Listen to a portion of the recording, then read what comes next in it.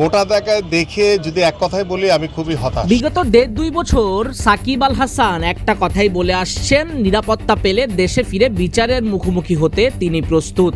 বলেন, সরকার যদি আমাকে নিরাপত্তার নিশ্চয়তা দেয় তাহলে আমি দেশে ফিরে আদালতের বিচার প্রক্রিয়া সহ যা যা করার প্রয়োজন সবই করতে প্রস্তুত। আমি জানি আমি কোনো অন্যায় করিনি।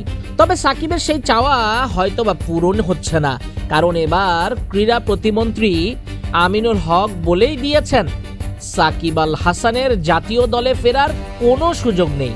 তিনি বলেন, যে স্বৈরাচারের স্টেজে উঠেছে তার তো আর আসার সুযোগ আছে বলে মনে হয় না। একজন খেলোয়াড় হিসেবে যেটা আমরা চিন্তা করেছিলাম, আমরা নমনীয় ছিলাম, এখন আর কোনো সুযোগ নেই। সে যদি আসে তাহলে আইনগতভাবেই আসবে। সম্প্রতি শেখ হাসিনার সংবাদ সম্মেলনেও সাকিব যুক্ত হয়েছিলেন একজন রাজনৈতিক ব্যক্তিত্ব হিসেবে। তিনি দলটার সাবেক সাংসদও ছিলেন। এরপরই সমালোচনা ওঠে চারিদিকে। তারই পরিপ্রেক্ষিতে যুব ক্রীড়ামন্ত্রীর এমন রিয়াকশন। সাকিব ইচ্ছা পোষণ করেছিলেন দেশের মাটিতে একটা বিদায়ী সিরিজ খেলার এবং 2027 ওয়ানডে বিশ্বকাপে বাংলাদেশের হয়ে মাঠে নামার, কিন্তু সেই ইচ্ছা আদৌ পূরণ হয় কিনা এখন সরকারের অবস্থানে সেটাই এখন দেখার।